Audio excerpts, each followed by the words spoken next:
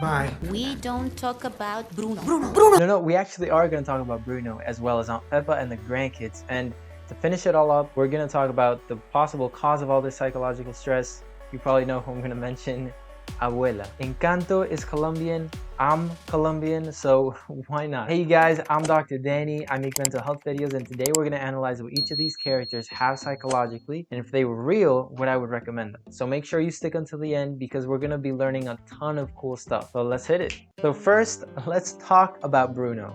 You asked me, I actually think that he has schizotypal personality disorder. And here are my arguments why. It's because he completes the criteria of schizotypal personality disorder. For that, he has to have at least 5 symptoms of the list of the DSM-5. I'm just going to mention the 5 symptoms that he does have, okay? Number 1, he has magical thinking, which, yes, I know, it's a Disney movie. There's going to be magic. But his specific superpower is clairvoyance, which is seeing into the future, which is a specific symptom for the criteria of this diagnosis. On top of that, he's always knocking on wood and crossing his fingers, and which makes me believe that he definitely has a superstitious or magical type thinking. So yes, number 1. Number 2, he has odd thinking. Thinking can be evaluated with speech. I'm Hernando and I'm scared of nothing. It's actually me. Number 3, he has odd behaviors. I mean, you guys, he's living with rats. His entertainment comes from rats, and he interacts with them as if they were his friends. He even makes the rats act as if he were watching novelas. And under this same category, he is unkempt. You notice how his hair is all over the place, and he even has a ruana that's not kept very well, which adds to my suspicion of this criteria, which is odd behaviors. Number 4, he socially isolates himself. He probably hasn't seen or interacted with someone for years. I mean, ever since Mirabel was small until she grew up and now is looking for answers about her destiny. So years of social isolation. And number 5, suspiciousness or paranoid ideation, which again is understandable because of the rejection that his family was showing him. So it's understandable. But anyway, these 5 symptoms are enough to meet criteria for the diagnosis. So does that mean that he has schizotypal personality disorder? Well, it might seem like a no-brainer at this point, but the reality is I can't just make a diagnosis from seeing them from afar or having someone tell me about them. I can't. I have to interact with them. I need to evaluate his thoughts. I need to see where he's coming from. He's a human being that deserves to be fully evaluated and fully seen. But let's assume for a second that I did interact with him and he did end up with a diagnosis of schizotypal personality disorder. Now what? Is that bad? What does that mean for him? What does that mean for the family? Let's talk about that. So unfortunately, having the diagnosis of schizotypal personality disorder does increase the risk for schizophrenia both in the individual as well as the family around him. Not because it's contagious or anything, but because of the fact that this disorder developed in someone in the family means that there are genetic traits in the family that increase the risk for schizophrenia. But okay, he has this. Now what? What can he do? Well, the management for this is therapy. Again, these people are usually socially isolated because they're paranoid of others. And so therapy would basically help them socialize better and equip them with skills so that they can better interact with their family and peers and pretty much everyone else. Okay, so now let's talk about Pepa, Bruno's sister, one of the triplets. I don't know about you, but one of the characters that I was most concerned for was Aunt Peppa. She's always worried and always seemed to be anxious. So one of the questions that I asked myself was, okay, does she have generalized anxiety disorder? Or is she just a normal, regular person that tends to worry more often than not? So what is the difference between generalized anxiety disorder and normal anxiety? Well, let's talk about what general anxiety disorder is. It's excessive worry or anxiety that has lasted for a period more than 6 months that is difficult to get rid of. And on top of that, the person has to have at least 3 of the following 6 symptoms. Symptom number 1, feeling on edge. Does Aunt Peppa feel on edge? Well, by her facial expressions and her demeanor, I would think so, yes. Number 2, irritability. Is she enraged? Does she get angry?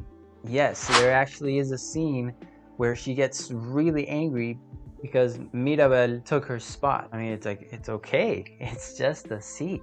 Number 3, difficulty concentrating. Does Aunt Peppa have this? We don't know. Number 4, difficulty sleeping. Again, we don't know if she has this or not. Number 5, easily fatigued. Again, we don't know. Number 6, muscle tension. Again, we don't know. So we do not have all of the information that we need in order to diagnose this. But even if we did, even if the movie gave us all of the symptoms of generalized anxiety disorder, I still can't make the diagnosis, you guys, because I would have to talk directly with her. And well, this is a Disney character.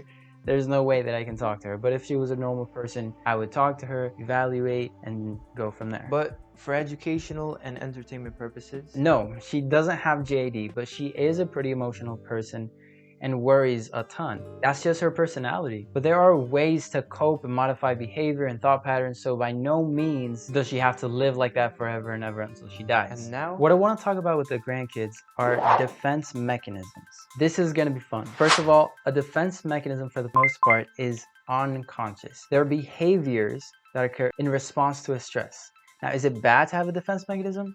No, it's not bad. It's not good. It just is. Some defense mechanisms have better coping outcomes than others, but you don't have to necessarily get rid of them unless it's affecting you in a significant way. So let's talk about Luisa. I think she was just overwhelmed with all of the responsibilities that she had to fulfill, as well as Abuela's high expectation. I want to talk about her main defense mechanism, which I believe is altruism. Altruism is when the person deals with emotional conflict by fulfilling the needs of others. Altruism channels feelings such as anger, sadness, or powerlessness into helping others. Nothing's wrong! And now let's continue over with Isabela and Mirabel, the other sisters. Their defense mechanisms, idealization. Idealization means that they see themselves or others as good in an exaggerated way. They may acknowledge others' wrongs, but they simply diminish its significance. There are 2 types of idealization. Idealization of self, which is what Isabela has, right? She thinks herself as perfect and the most beautiful, and she's egocentric and almost arrogant. And then there's idealization of others, which is what Mirabel has. She overpraises her family. And finally, let's talk about Camilo. His defense mechanism is humor. Yeah, humor is the defense mechanism. It's actually considered one of the high adaptive defense mechanisms. And Camilo, by doing so, he brings a comic relief to the family and lightens up the mood. Camilo, fix your face. Vamos, vamos, vamos. Okay, vamos, vamos, vamos. All right, I'm done. Finally, let's talk about Abuela. What is her issue? And is she the cause of all this turmoil? Well, let's see. Abuela has an authoritarian parenting style. There are 4 types of parenting styles. Number 1, authoritarian, which is what I think Abuela has, where the parents give rules and set high expectations, but they don't offer any explanation of their commands. And they also don't count in the kids' opinions. Number 2, authoritative. These parents are similar to authoritarian in the sense that they set high expectations and set rules. But the difference is that these parents do offer explanations to their kids and hear them out on their opinions. Number 3, permissive parents. These parents allow their kids to do anything they want. Eat all the candy they want, stay up as late as they want, anything. Number 4 and last one, neglectful. Neglectful parents only fulfill the child's basic needs, but they don't show up or provide their kids emotionally. Each of these parenting styles have their good and bad outcomes for the kids, which we could talk about in a future video. But for now, let's see what effects Abuela's parenting style has on her kids and grandkids. First of all, you guys remember, this is a Disney movie, so maybe the full effect of an authoritarian parenting style is not going to be seen. But what do you see in the movie? Well, for one, Bruno left the family. Aunt Pepa, she is anxious as heck. The grandkids, they're trying to deal with all this stress and coping with it by having defense mechanisms. But here are the real life effects of this parenting style. Again, there are good and bad outcomes for each of the 4 parenting styles.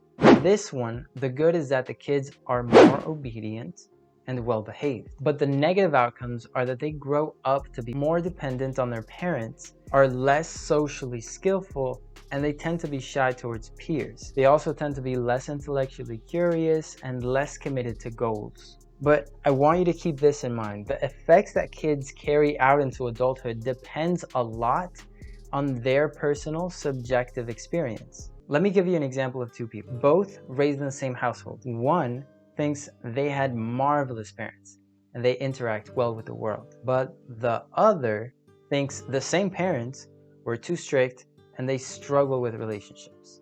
So again, the outcomes of how the adult is going to behave later in life really depends on their subjective experience. Anyway, you guys, that's it for the video. I hope you guys enjoyed it. If you did, make sure you give me a thumbs up and comments of anything that you like or anything that you learned. If you guys want me to keep making videos like this, please let me know. I want to make videos towards what you guys want, so please let me know. And until next time, you guys, take care.